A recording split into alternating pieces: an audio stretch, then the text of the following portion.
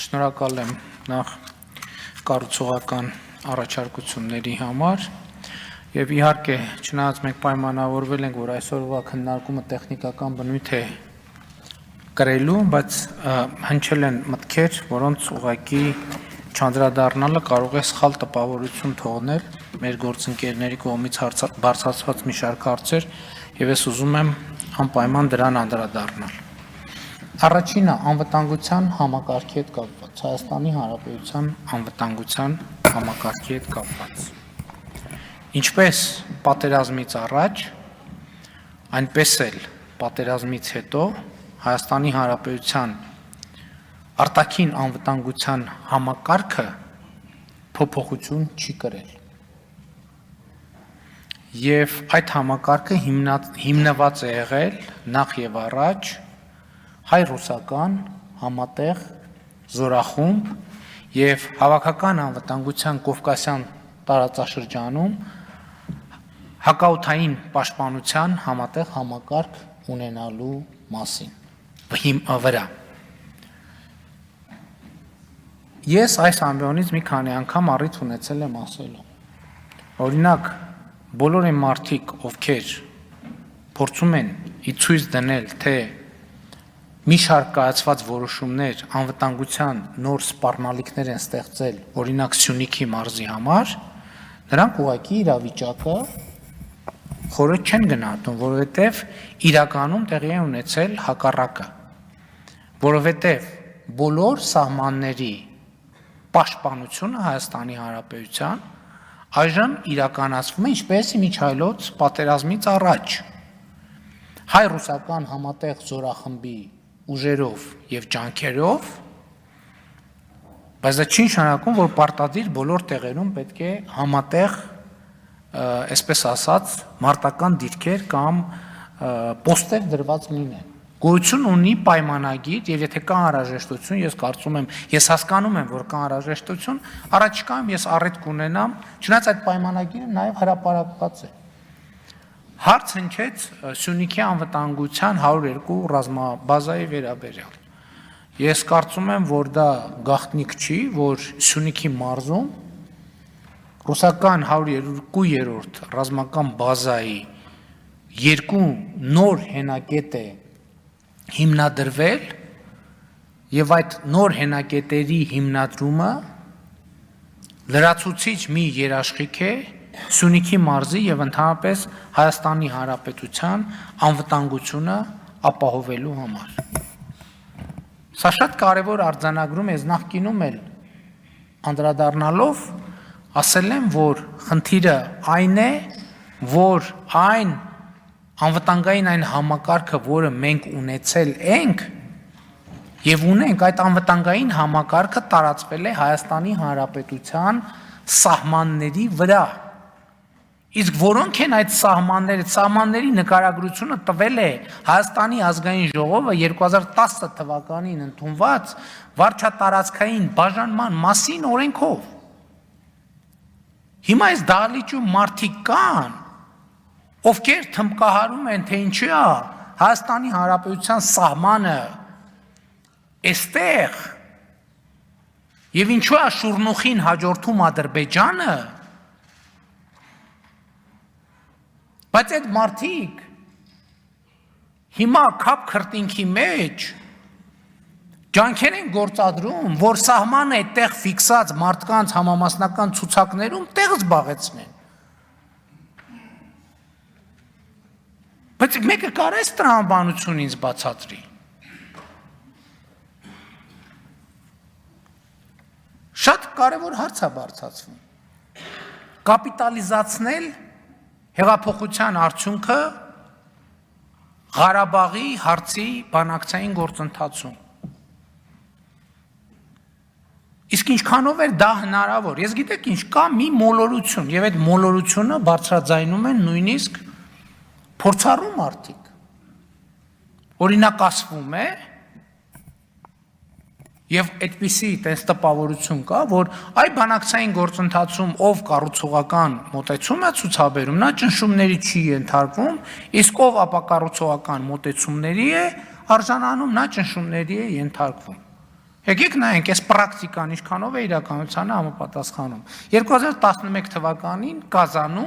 2011 թվականին Կազանում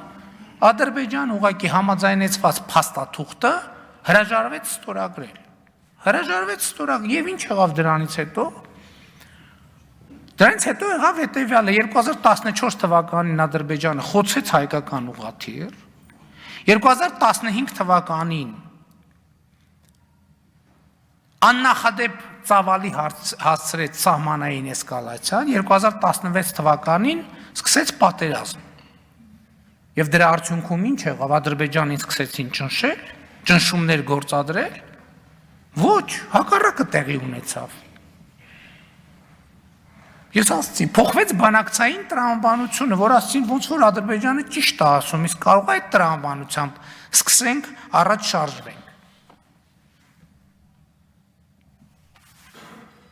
Եվ ընդհանրապես պետք է հասկանանք, շատ լավ պարզ է, որ իրադարձությունը տեղի է ունեցել 2020 թվականի հոկտեմբերի ներողություն սեպտեմբերի 27-ին, պատերազմը բռնկվել է։ Բայց այդ պատերազմը սենց օդից ընկել է միանգամից։ Բայց 2016 թվականի ապրիլին ինչ է տեղի ունեցել։ Բայց դրան նախընթաց շրջանում, ինչ ես նախորդ իմ ելույթում էլ ասացի։ Բայց այն ժամանակ, որ տարիներով բարձրաձայնում էինք, որ Լեռնային Ղարաբաղը բանակցային գործընթացից դուրս թողելը բերելու է անշրջելի հետևանքների։ Բայց 20 տարի դրա մասին խոսացվել է։ Հասկանում եք, Ղարաբաղը հայկական կողմը սեփական ձեռքերով դուրս թողնի բանակցային գործընթացից։ Ինչի հանուն իշխանության։ Ու այո, այն ժամանակ Հայաստանը կարող էր ասել, ես առանց Ղարաբաղի չեմ բանակցում ու ոչ մի բան տեղի չեր ունենա։ Ավելին ասեմ, այդ որ տենց խոսում են մեծ, եկեք հազիվ առիթ է, այստեղ մի նախադասություն հնչեց, եկեք տեսնենք 1999 թվականին ԵԱԿ Ստամբուլյան գագաթաժողովում կոնսենսուսով ինչ է ընդունվել։ Փաստաթուղթ, որը կոչվում է վերնագրին ուշադրություն դարձրեք, Եվրոպայում անվտանգության խարտիա, որ ընդունվել է կոնսենսուսով, Հայաստանը ամենաբարձր մակարդակով մասնակցել է եւ կողմ է քվեարկել։ Եվ ինչ է գրված այդտեղ, եկեք մեջբերում անենք։ Մարդու իրավունքների, ներառյալ ազգային փոքրամասնություններին պատկանող անձանց իրավունքների նկատմամբ լիարժեք հարգանքը, բացի այն բանից, որ դա ինքնին նպատակ է, չպետք է խաթարի, այլ պիտի հակառակը ամրապնդի տարածքային ամբողջականությունն ու ինքնիշխանությունը։ Ինքնավարության ուշադրություն դարձրեք, ինքնավարության տարբեր հայեցակարգերը, ինչպես նաև վերոհիշյալ փաստաթղթում նշված այլ մոտեցումներ, որոնք համապատասխանում են ԵԱԿ սկզբունքներին, ազգային փոքրամասնությունների էթնիկ, լեզվական եւ կրոնական ինքնության պաշտպանության եւ խթանման միջոցներ են գոյություն ունեցող պետության ներսում։ Այս փաստաթղթին 99 թվականին Հայաստանի Հանրապետությունը կողմ է քվեարկել։ Դե հիմա եկեք դնենք շարքի մեջ, Լեռնային Ղարաբաղին դուրս է թողում բանակցային գործընթացից։ Ասում ես դե նորմալ է, որ միջազգային հանրություն ազատագրված տարածքները համարում է օկուպացված, գնում Ստամբուլում կողմ ես քվեարկում Եվրոպայի անվտանգության խարտիային, որտեղ այս պարբերությունը ունի առանցքային նշանակություն, ու հետո ինչ ես ուզում։ Ինչ է տեղի ունեցել հեղափոխությունից հետո։ Հեղափոխությունից հետո տեղի է ունեցել մի պարզ բան։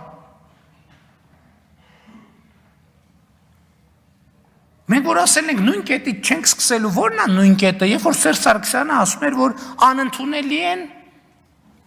Ադրբեջանի լավատեսության տեղ չի թողում եւ անընդունելի են բանի Ադրբեջանի ակնկալիքները։ Հետո էլ ասում էր, որ ըստ էության պատերազմի մենք պետք է գայինք ասենք, դե պատերազմը պետքա կանխել, ուրեմն գնանք այդ անընդունելի պայմանները ընդունենք, հա։ Ժորժ ջան, լավ եկեք ի վերջո խոստովանենք։ Մենք հուսահատ կռիվ ենք տվել այդ ամեն ինչի դեմ։ Հուսահատ կռիվ ենք տվել այդ ամեն ինչի դեմ։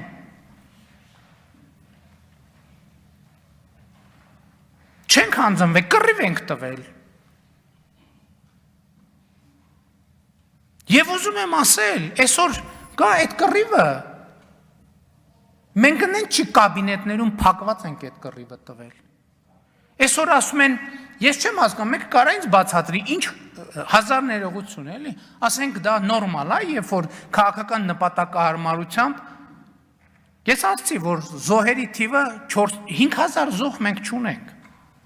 Առավել եւս 7-1-ը կարա բացատրի, դա նորմալ է, որ ասում են, այ 5000 զոհ տարավ կոտորեց, 7000 մարդ տարավ կոտորեց։ Այդ պատերազմը իմ ընտանիքի կողքով չի անցել։ Իմ որդին եղել է առաջնագծում են տեղում, որտեղ մենք տվել ենք ամենամեծ թվով զոհերը։ Իմ որդու հետ այսինքն կողքի իրանք մարմիններով իրար կպած մարդ է եղել զոհվել է։ Որևէ մեկը չէր կարող որոշել, որ պետքա զոհվողը լինի ինքը, եւ ոչ թե այդ մարդու անուն ազգանունը կա, դա ստուգելի փաստ է։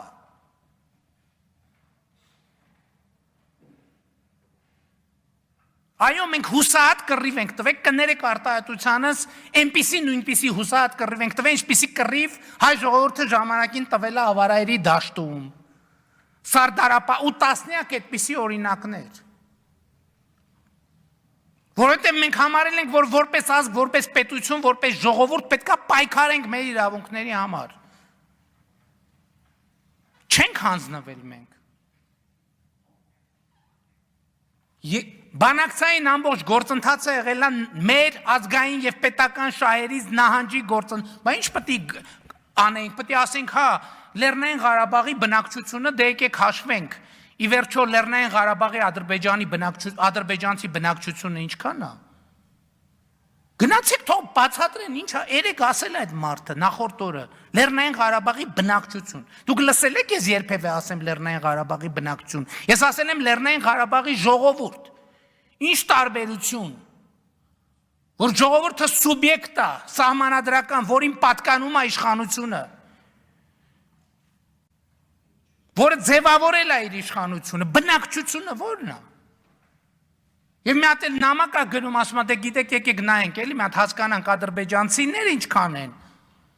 Բայց Լեռնային Ղարաբաղի ասում է, Շուշիի հարց երբեք չի քննարկվել, բոլորը ասում են, ոչ, չի քննարկվել։ Ասում է, ուղիղ խոսքը ում են ասում, բայց Լեռնային Ղարաբաղի ադրբեջանցի բնակչությունը ծառերի տակ էր ապրելու։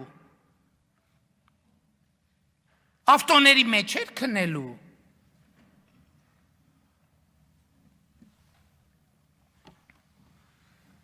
Այո, մենք կռիվ ենք տվել։ Եվ ասում եմ, այդ կռիվը ուրիշների, իմ ընտանիքի հետ կռվի մեջ է եղել։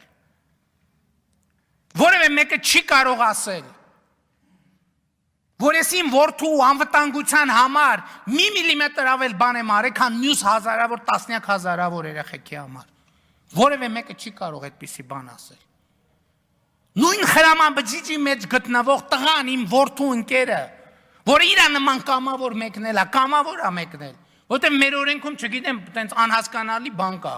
որ մի տարի զորացրվածներին չենք բանանում,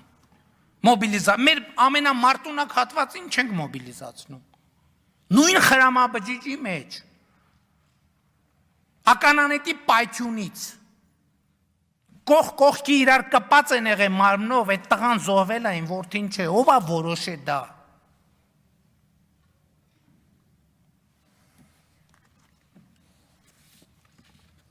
Հա, մենք կռիվ ենք տվել, որովհետև ես այս ամբիոնից եւ դրանից առաջ ասել եմ, մենք Վարդան Մամիկոնյանի սերունդներն ենք, մենք Արամ Մանուկյանի սերունդներն ենք։ Հա, գուցե մեր սխալն էր, որ Արամ Մանուկյանի լիազորությունները չենք վերցրել։ Որ առաջնագից խաբարանողներին, որ թողեք եկեք, ինչ գործ ունեք, այդտեղ ձեր կառավարության շենքը, այ որ լիազորություն ունենայինք, պատերի տակ գնդակահարեինք։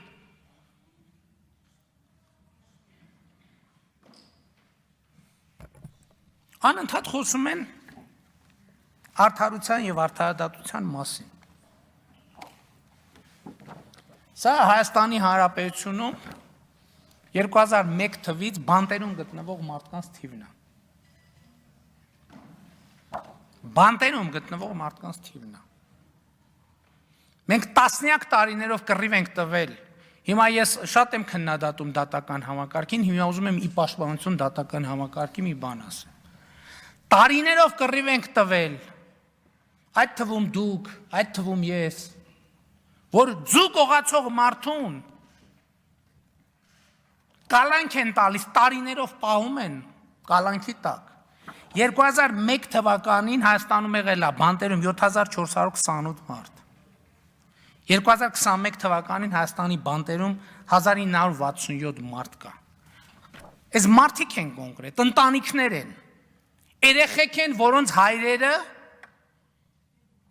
իրանց կողմ մենք ժողովրդին տվել ենք ազատություն։ Եվ ասեցի, որ արդարության հեղափոխություն եղել է առաջին հերթին արդարության եւ արդարադատության համար, այո։ Իսկ արդարության եւ արդարադատության հիմնարար սկզբունքը հետեւյալն է։ Ես նախորդ անգամ ասացի, իմ գործընկերները իրավաբան ինձ ուղղում են։ Ես ասացի, որ սկզբունքը հետեւյալն է, ավելի լավ է մի հանցագործ, ավելի լավ է հանցագործը մնա ազատության մեջ, քան անմեղ մարդը հայտնվի բանտում։ Իրավաբան գործընկերները ինձ ուղղում են, ասում են, սկզբունքը սենց ավելի լավ է 10 հանցագործ մնա ազատության մեջ, քան մի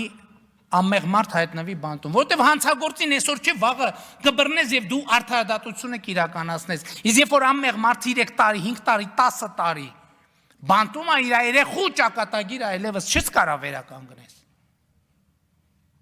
Այո, այսօր ճիշտ եք ասում, բազմաթիվ հանցագործներ կան ազատության մեջ, բայց այսօր Հայաստանի բանտերում անմեղ մարդ չկա, մենք մեր խոստումը կատարել ենք եւ մենք այո հեղափոխություն ենք արել։ Մենք ասել ենք, մենք վենդետաներ չենք իրականացնելու։ Չենք իրականացնելու։ Այսօր խոսում են, ասում են, բռնապետական իշխանությունը Հայաստանում հաստատված։ Հայաստանում չի կարա բռնապետական իշխան, որտեղ 2018 թվականին մենք մեզ զրկել ենք բռնապետություն լինելու հնարավորությունից։ Մենք մեզ զրկել ենք բռնապետություն լինելու հնարավորությունից։ Մենք ենք մեզ զրկել։ Մենք եթե ուզենայինք 2018 թվականին հնարավորություն ունեինք տեսականորեն այնպիսի մի բռնապետություն ստեղծել, որ այստեղ այդ թվում այստեղ եւ այստեղից դուրս խոսողները շնչելուց արտաշնչելուց առաջ ցույցտվություն խնդրեին եւ խոնարհվեին 3 անգամ նոր շնչեին եւ արտաշնչեին։ Բայց մենք մեզ զրկել ենք այդ հնարավորությունից։ Որտեղ մենք չենք կարող ուրանալ մեր անցած ճանապարհը։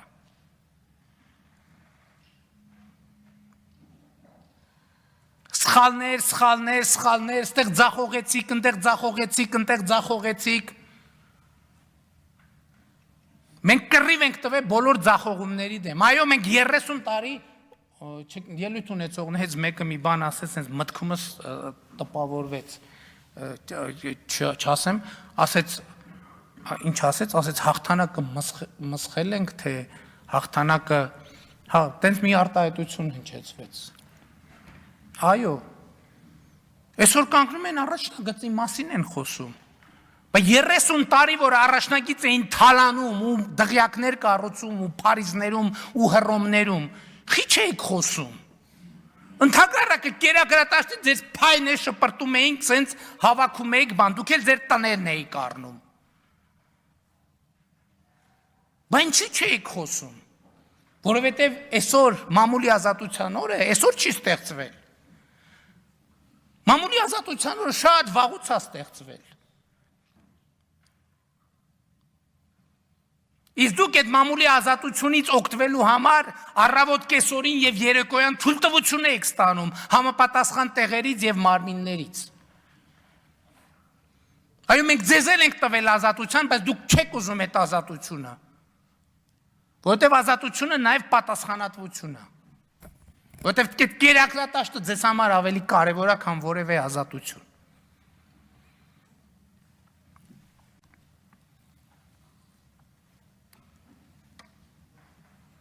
Եվ այսօր, հա, կա նաև ուրիշ խնդիր, որ մեզ ասում են, ինչու դուք իրավիճակի մասին բաց չէիք ներկայացնում։ Որտեւ իրավիճակի մասին բաց ներկայացնել, ասել ժողովուրդ սենց է իրավիճակը, այդ նշանակում ընդհանրապես որևէ դիմադրության ռեսուրսը սպառել։ Այսինքն բոլոր քարտերը բացել, պատկեր ասում են գայինք, հա, կամ էլ մյուս կողմից։ Էլի այդ բանակի ասում են, բա այն ժամանակ, որ գլխավոր շտաբի պետը սենց բաներ ասում, ինչի դուք չէիք հակադարձ, այսինքն այդ ինչ, այսինքն երկրի վարչապետը պետք է իր ենթակայի հետ հրապարակային բանավեճի մեջ մտնի։ Այդ լուրջ եք ասում։ Մի պայմաններում 100 անգամ չենք դրել այդ հարցը, ասել ենք ժողովուրդ, սենց է իրավիճակը։ Կարողանալու ենք մենք պահենք, թե չենք կարողանալու պահենք, ասել են այո, դժվարությամբ, բայց կպահենք։ Եվ գրավորել, զեկուցել են, որ ոչ մի քայլ հետ սկզբունքով արևելյան օպերացիոն ուղղությամբ մենք կարողանում ենք կանգնեցնել եւ ջախջախել հակառակորդին։ Այդ պայմաններում պետք է գնայինք, ասենք դե հա, ժողովուրդ ջան, 7 շրջանները տալիս ենք, Ղարաբաղի կեսը տալիս ենք, էս ենք անում, հա, ինչի պետք է ասեինք։ Բայց եթե նույնիսկ ասենք պետք է հանեին այդ թղթերը, ասեն, մենք զեկուցել ենք, որ միջև Խաղաղ օվկիանոս պատրաստ ենք վերցնել եւ այս ազգադավ իշխանությունը բան արեց, ծախեց։ Մեր խնդրեմն է նա, որ այո, մենք երկրում 30 տարվա ընթացքում չենք ստեղծել ինստիտուտներ։ Մենք բաժանել ենք ինստիտուտների դիպլոմներ եւ չենք ստեղծել ինստիտուտներ։ Մեզ թվում էր, թե մի հատ կայացած ինստիտուտ կա, պարզվեց էդ էլ չկա։ Բայց ես մյուս կողմից էլ ուզում եմ մենք բան անենք, էլի հետեւյալը անենք։ Մենք ի վերջո ինչի պետքա պատրաստվենք։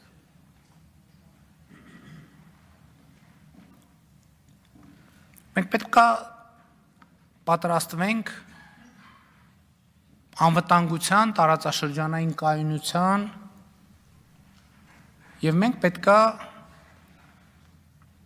էլի եմ ասում, մենք մեր տարածաշրջանում իրադրությունը պետքա փոխվի, բայց դա մենակ մեզնից չի կախված եւ չի կարող մենակ մեզնից կախված լինել։ Եվ մենք պետքա այո նաեւ այն գլոբալ process-ները, որ տեղի են ունենում, մենք այդ գլոբալ process-ները ես ուզում եմ մենք ճիշտ արձանագրենք։ Օրինակ, երբ որ Ռուսաստանի Դաշնությունից, Միացյալ Նահանգներից, Ֆրանսիայից այնպիսի հայտարարություններ են հնչում, որոնք մենք ողջունում ենք, այդ հայտարարությունները հնչում են տարածաշրջանում անվտանգություն եւ կայունություն ապահովելու համար։ Այդ հայտարարությունները չեն հնչում տարածաշրջանը բորբոքելու համար։ Սա շատ կարևոր արձանագրում է եւ ես երևի տենց բան պիտի չասեմ, բայց ուզում եմ մեզ բոլորս տեղյակ լինենք, որ աշխատանքային process-ների ընթացքում է դա նաեւ տեղի ունենում։ Մենք այդ խոսակցություն ունենում ենք։ Եվ մենք էլ ենք ասում, մեզ էլ ասվում, այս որոշումները մենք ընդունում ենք, այս հաշվի առնելով այդ թվում իմ նշած գործոնները։ Բայց շատ կարևոր է, որ այս հայտարարությունները ծառայեցվեն ոչ թե բորբոքելու համար, այլ կարևոր է, որ այս process-ները օգտագործվեն կայունություն ապահովելու համար։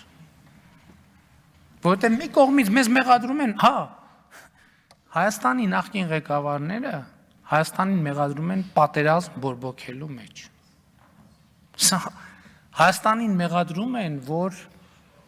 բանը հասել աստեղ, ասում է, խաղ բնակչությանը մենք հարվածել ենք, դրանից հետո Ադրբեջանը նոր հակագործողություն, այսինքն Ստեփանակերտը չի ռմբակոծվել, այդ մարդիկ տեղյակ չեն եղել։ Այսինքն Մարտակերտը չի ռմբակոծվել։ Այսինքն Վարդենիսը չի ռմբակոծվել։ Շուշի, հա, Ղազանչեցո եկեղեցին չի ռմբակոծվել։ Բայց Վարդենիսի անուն տվողները ինչի չեն իրանց կուսակցության ղեկավարներին ասում, որ բա ես ինչ եք սենց ասում, բա Վարդենիսում առաջին օրերին խաղաղ բնակիչ է զոհվել։ Չէ՞ նկատում ես ամեն ինչը։ Որտեվ իրանց թվում է թե բան։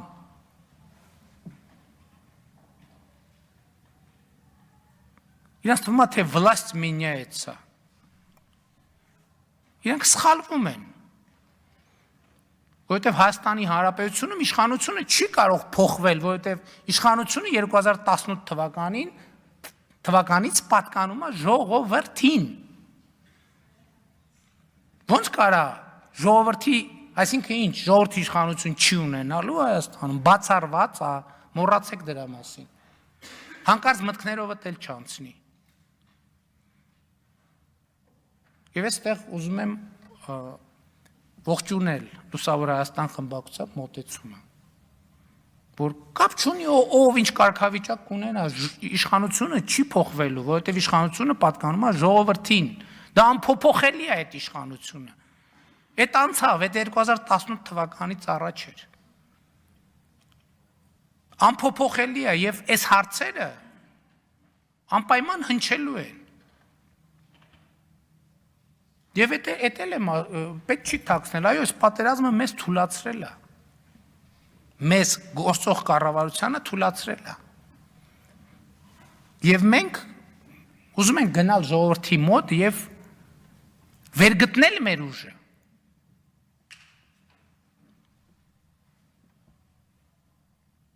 և այս խոսակցությունը պետք է տեղի ունենա, այն ժամանակ մենք թիմով էլ այս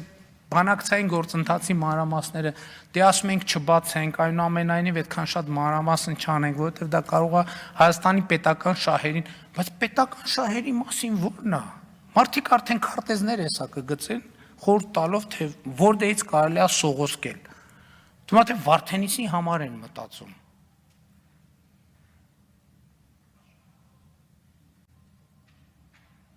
Բայց բոլորովին ուրիշ բանի մասին են մտածում։ Ըստ էության մի քիչ տենց շատ պատեհ չէր, բայց ես ստիպված էի արձագանքել։ Շնորհակալ եմ, կհանդիպենք մյուս շաբաթ